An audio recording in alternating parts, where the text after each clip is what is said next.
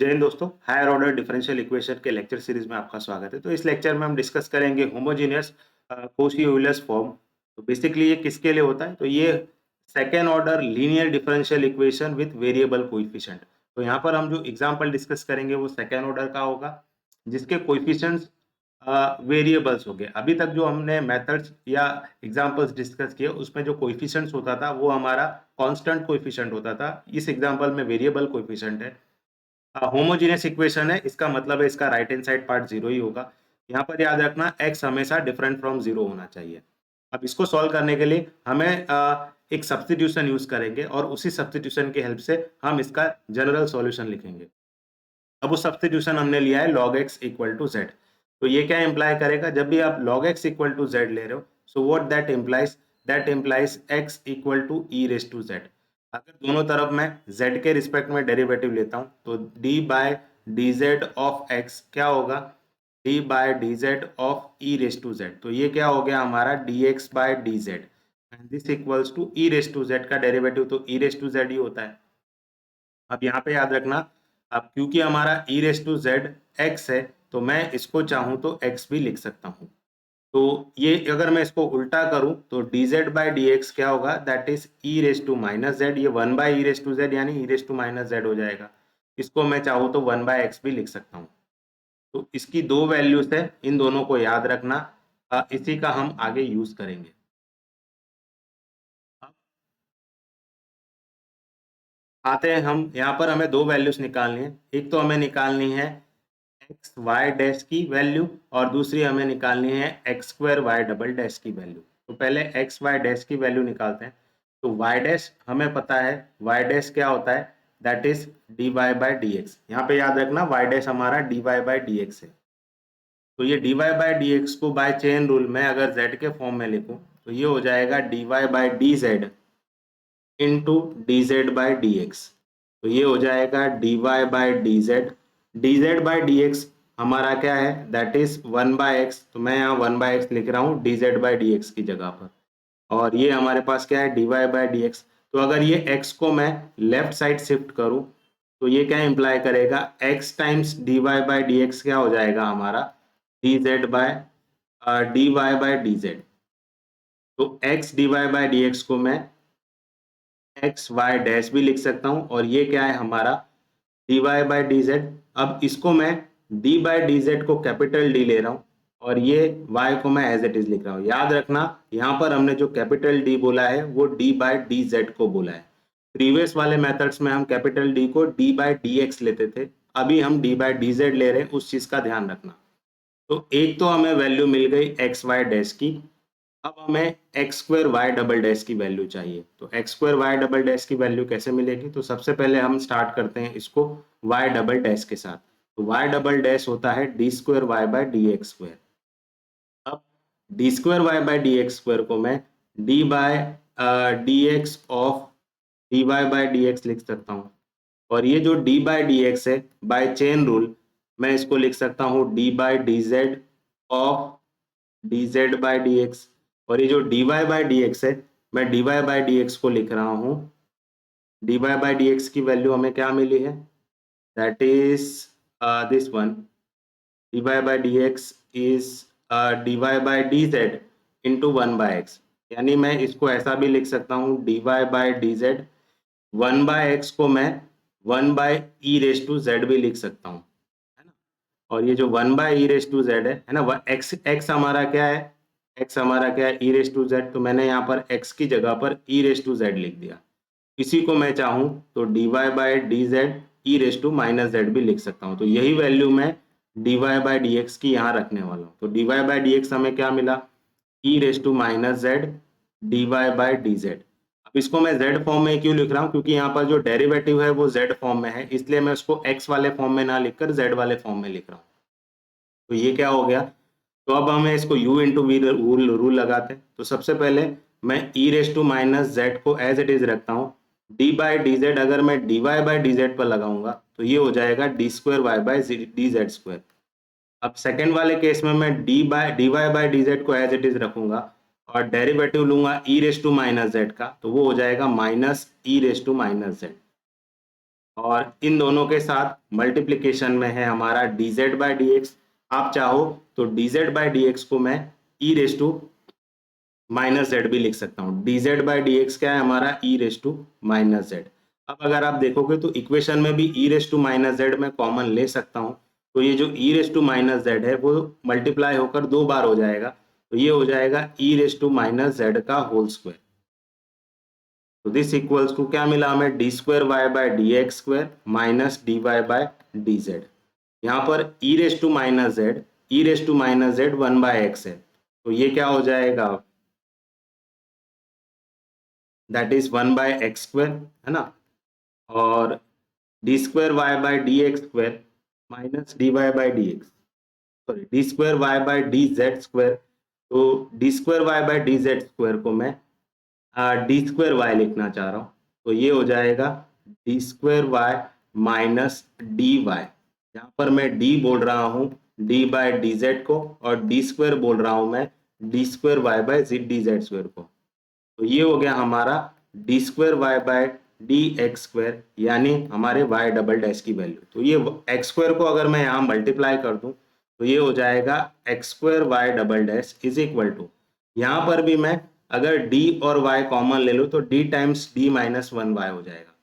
तो ये हो गई हमारी x square y double dash की वैल्यू, और इन्हीं वैल्यू को हम हमारे एग्जाम्पल में यूज करने वाले हैं। तो आप क्या करना, दो वैल्यू याद रखना, एक तो एक्स वाई डैश की वैल्यू जो कि ये रही, मैं यहाँ लिख दे रहा हूँ एक्स वाई डैश, और दूसरा x square y double dash की वैल्यू। और ये दोनों वैल्यू हमें कब मिल रही है, जब हम ये सब्स्टिट्यूशन ले रहे हैं। अच्छा, इसमें भी जो आपको सॉल्यूशंस होंगे, क्योंकि हमने हमारा जो कैपिटल डी है वो डी बाय डी जेड को बोला है, तो और इसी डी बाय डी जेड में हमें क्या मिलेगा, जब आप इन दोनों को एक्स वाई डैश और x square y double dash को अपने इक्वेशन में रखोगे, तो हमारा इक्वेशन क्या है, हमारा इक्वेशन है x square y double dash plus a x y dash plus b y is equal to zero. तो x square y double dash क्या मिला हमें, d times d minus one y plus a times x y dash हमें क्या मिला था, that is d y plus b y is equal to zero.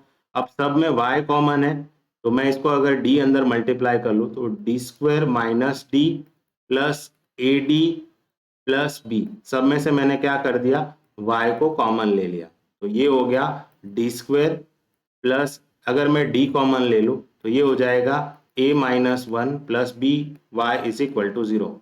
इसी में मैं d की जगह पर अगर m रख देता हूँ तो ये हो जाएगा m square plus a minus one times m plus b, है ना। और इसी को जब मैं जीरो से इक्वेट कर दूं तो ये क्या हो जाएगा, हमारा ऑक्सिलरी इक्वेशन हो जाएगा। तो इसी ऑक्सिलरी इक्वेशन का क्या फाइंड करना है हमें, रूट, और इसका जो रूट फाइंड करोगे तो वो रूट हमारा क्या होगा, z के फॉर्म में आएगा, है ना। क्योंकि हमने कैपिटल D किसको बोला है, d बाय डी जेड को बोला है, याद रखना। प्रीवियस हम इसको d बाय डी एक्स बोलते थे। तो जो इसका जैसे मान लो रियल और डिस्टिंक्ट रूट मिल रहा है, तो रियल और डिस्टिंक्ट रूट में मान लो आपको ये रूट मिला, तो इसका हम जो कॉम्प्लीमेंट्री फंक्शन लिखेंगे, पहले हम इसको y c ऑफ x लिखते थे, अगर आपको याद हो, c1 e raise to m1x plus c2 e raise to m2x। ये कब लिखते थे, जब आपका कैपिटल D क्या होता था, d बाय डी एक्स होता था। अब हमारा capital D d by d z है, तो जो हम पहले x के लिए लिखते थे वो अब हम z के लिए लिखेंगे। अब ऐसा करने के बाद क्या हो जाएगा, ये जो C1 है, हमने सब्स्टिट्यूशन क्या रखा था, तो हमारा सब्स्टिट्यूशन क्या था, हमारा सब्स्टिट्यूशन था log x की जगह पर हमने z रखा था, तो x हमारा हो गया था e रेस टू z। तो इसी को मैं चाहूं तो e raise to z times m1 plus c2 e raise to z times m2 लिख सकता हूं। तो c1 e raise to z क्या है, हमारा x है, तो ये हो गया x raise to m1। c2 e raise to z हमारा x है, तो x रेस टू m2। तो अगर आपको x के फॉर्म में सॉल्यूशन चाहिए तो ये x के फॉर्म में सॉल्यूशन कुछ इस तरह से होगा। सिमिलरली अगर हमारा जो ऑक्सिलरी इक्वेशन का रूट रियल और रिपीटेड आता है, तो उस केस में हम इसको z के फॉर्म में, जैसे x वाले केस में हम x के इंक्रीजिंग पावर से मल्टीप्लाई करते थे, और z वाले केस में हम z के इंक्रीजिंग पावर से मल्टीप्लाई करेंगे। अब हमें क्योंकि सॉल्यूशन x के फॉर्म में चाहिए, तो हम क्या करेंगे, हम क्या करेंगे, तो हमारा जो C1 है एज इट इज रखेंगे। C2 Z हमारा क्या है, Z की जगह पर मैं लिख देता हूँ log x, तो ये हो गया log x into e raise to m z.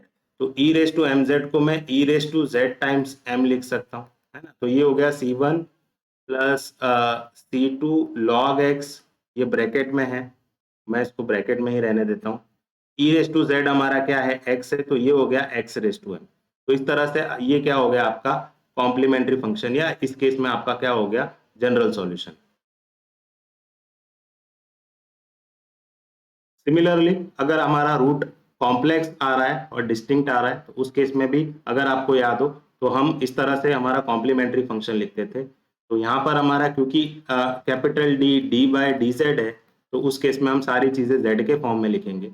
तो ये क्या हो जाएगा, इसको मैं लिख सकता हूँ e raise to z raise to alpha, और ये क्या हो गया C1 cos beta z plus C2 sine beta z. अब क्योंकि हमने जो सब्स्टिट्यूशन लिया था वो log x equal to z लिया था, और हमारा जो x है वो e रेस टू जेड है, तो e रेस टू जेड की जगह मैं x को रिप्लेस करूं तो ये हो गया x raise to alpha C1 cos beta. z हमारा क्या है, तो z हमारा log x है, तो मैं यहाँ लिख देता हूँ log x plus C2 sine beta. यहाँ भी हमारा z क्या है log x, तो मैं z की जगह पर log x लिख देता हूँ। तो ये हमारा हो गया सॉल्यूशन। चलिए एक एग्जाम्पल से इसको समझते हैं। तो इस एग्जाम्पल में हमें x square y double dash 2x y dash, तो अगर आपको याद हो तो जो सब्स्टिट्यूशन है वो हमेशा याद रखना जो हमने रखा था। सब्स्टिट्यूशन में हमने क्या रखा था, हमने log x को z लिया था, और इस पर से हमें क्या मिला था, x क्या हो गया था e रेस टू जेड। इन दोनों चीजों को याद रखना। चलिए हमारे एग्जाम्पल पर, तो x square y double dash हमें क्या मिला था ये सब्स्टिट्यूशन रखने पर, x square sorry x x square y double dash हमें क्या मिला था इफ यू रिमेंबर, तो x square y double dash हमें मिला था d times d minus one y, और एक्स वाई डैश हमें क्या मिला था डी वाई। इन्हीं दो को हमारे इक्वेशन में रखें तो x square y double dash अगर हम लिखें तो ये है d times d minus one y plus two times x y dash है, तो एक्स वाई डैश हमारा डी वाई है minus 12y is equal to zero. अगर मैं y कॉमन लूँ और d मल्टीप्लाई कर दूं तो d square minus d plus 2d minus 12y is equal to zero. तो ये हो गया d square plus d minus 12, और यहाँ पर मैं लिख दूं y is equal to zero. तो इसका अगर मुझे ऑक्सिलरी इक्वेशन लिखना है तो वो कैसे लिखूंगा, तो मैं d की जगह पर m रख दूंगा, तो ये हो गया m square plus m minus 12 equal to zero. तो इसके रूट्स अगर हम देखें तो एम एम प्लस माइनस 4 3 12, तो इस पर मिलेगा हमें एम रूट्स हमारे मिले 3 और -4। यहाँ पे याद रखना ये रूट मिल जाए तो अगर आप जब इसका सॉल्यूशन लिखोगे तो वो z के फॉर्म में होगा, तो इसका y क्या होगा, that is C1 e raise to 3z plus C2 e raise to -4z। तो जैसे हम क्योंकि हमारा जो कैपिटल D है वो यहाँ पर क्या है d बाई डी जेड है, तो सारे जो आंसर मिलेंगे वो z के फॉर्म में मिलेंगे। अब इसी में हम मॉडिफिकेशन करते हैं, तो e रेस टू जेड का क्यूब लिख सकते हैं हम इसको, और C2 e raise to z का पावर -4 लिख सकते हैं। ऐसा क्यों कर रहे हैं हम, हमारे पास e रेस टू जेड की जगह पर x दिया हुआ है, तो मैं इसको लिख सकता हूँ C1 x cube plus C2 x raise to -4, क्योंकि e रेस टू जेड हमारा x है, e रेस टू जेड की जगह मैंने x लिख दिया। तो ये हो गया हमारा जनरल सॉल्यूशन, क्योंकि राइट हैंड साइड पार्ट तो जीरो है तो पर्टिकुलर इंटीग्रल मिलेगा ही नहीं, तो यही हमारा हो जाएगा general solution. Similarly if you see one more example, तो यहाँ पर भी हम वही सब्स्टिट्यूशन यूज करने वाले हैं। तो इस सब्स्टिट्यूशन में फिर से अगर हम देखें तो x square y double dash की जगह पर मैंने क्या बताया था, अब मैं उसको क्विकली लिख देता हूँ, that is d times d minus one minus 3 times x y dash हमें क्या मिला था, that is d y plus 4y is equal to zero. तो d मल्टीप्लाई करें तो d square minus d minus 3d plus 4, मैंने y common ले लिया है, इज इक्वल टू जीरो। तो d square minus 4d plus 4y is equal to zero. तो अगर इसका मैं ऑक्सिलरी इक्वेशन लिखूं तो d की जगह पर m रख दूंगा, m square minus 4m plus 4 equal to zero. तो ये m माइनस 2 का स्क्वायर है, यानी यहाँ पर रूट रियल है और रिपीटेड है। तो अगर आपको याद हो तो जब भी हमारा रूट रियल और रिपीटेड होता था तो उस केस में हम यहाँ पर जैसे x वाला था, अगर हमारा d by d x capital D अगर हमारा d बाई डी एक्स होता था तो x के इंक्रीजिंग में हम मल्टीप्लाई करते थे। यहाँ पर हमारा capital D by d z है तो हम z के इंक्रीजिंग पावर से मल्टीप्लाई करेंगे। तो C1 time C1 plus C2z और यहाँ पर क्या हो गया हमारा e raise to 2z। I hope आपको समझ में आया। तो एक्चुअली यहाँ पर हम क्या लिख रहे हैं, e raise to C1 e raise to 2z plus C2 e raise to 2z, but क्योंकि रूट रिपीट हो रहा है तो हम z के इंक्रीजिंग पावर से मल्टीप्लाई करेंगे, यानी z से मल्टीप्लाई करेंगे, तो इसलिए ये कुछ इस तरह से दिखेगा। चलो ये तो हो गई बात इसकी। तो अब हम क्या करेंगे, C1 ये जो e रेस टू z का स्क्वायर लिख देंगे इसको, और C2z इसको भी मैं e रेस टू z का स्क्वायर लिख देता हूँ। तो ये क्या हो गया, e रेस टू z, अगर आपको याद हो तो हमने log x को z लिया था और x हमारा था e रेस टू z। तो मैं e रेस टू z की जगह अगर x को रिप्लेस करूं तो ये हो गया x स्क्वायर। C2 z हमारा क्या है, what is our z, z हमारा log x है तो मैं लिख देता हूं log x। e raise to z को x बोला है तो x स्क्वायर। तो ये हो गया हमारा जनरल सॉल्यूशन। इसी तरह से एक लास्ट एग्जांपल हम डिस्कस कर लेते हैं, that is x square y double dash. तो x square y double dash की जगह d times d minus 1y plus 5 times x y dash की जगह पर मैं dy लिख देता हूँ और 13y इज इक्वल टू 0। तो d square minus d plus 5d plus 13, मैंने y कॉमन ले लिया है, इज इक्वल टू 0। तो ये हो गया d square plus 4d plus 13 y is equal to 0। तो अगर मैं इसका ऑक्सिलरी इक्वेशन लिखूं तो ये हो गया m square plus 4m plus 13 equal to 0। तो अगर इसके रूट्स निकाले श्रीधराचार्य रूल से तो माइनस बी प्लस और minus b square minus 4ac divided by 2a। तो माइनस 4 प्लस और माइनस 16, 52 माइनस 16 दैट इज 36। तो ये आ जाएगा 6i divided by 2 that is minus 2 plus और माइनस 3i। तो कॉम्प्लेक्स रूट अगर आपको याद हो तो कॉम्प्लेक्स रूट हम कैसे लिखते हैं, तो e raise to alpha z C1 cos beta z plus C2 sin beta z। यहाँ पे याद रखना हमारा capital D by d z है। तो यहाँ पर हमारा जो अल्फा और बीटा क्या है, तो अल्फा प्लस और माइनस बीटा है, तो हमारा अल्फा है -2 और बीटा है 3। तो मैं e रेस टू अल्फा की जगह -2 रखता हूँ, तो -2z C1 cos beta z हमारा क्या है log x, तो मैं यहाँ लिख देता हूँ log x, क्योंकि हमने सब्स्टिट्यूशन क्या लिया था, log x equal to z और x हमारा था e रेस टू z है ना। तो यहाँ पर z है तो z की जगह पर मैं log x रिप्लेस कर रहा हूँ। तो C2 sin बीटा हमारा क्या था, सॉरी बीटा की जगह मुझे 3 लिखना था तो यहाँ मैंने बीटा ही लिख दिया। तो यहाँ पर 3 times log x, C2 sin beta हमारा 3 है और z हमारा log x है तो मैं log x लिख देता हूँ। अब यहाँ पे याद रखना ये जो e रेस टू z है और यहाँ पर -2 उसको मैं ऐसा लिख सकता हूँ, और ये हो गया C1 cos 3 times log x plus C2 sin 3 times log x। e raise to z को मैं x से रिप्लेस कर सकता हूँ, तो ये हो गया x raise to -2 C1 cos 3 times log x plus C2 sin 3 times log x। तो आई होप आपको ये समझ में आया कि वेरिएबल कोएफिशिएंट हो सेकेंड ऑर्डर इक्वेशन में तो उस केस में आप जनरल सॉल्यूशन किस तरह से लिखोगे। Thank you everyone.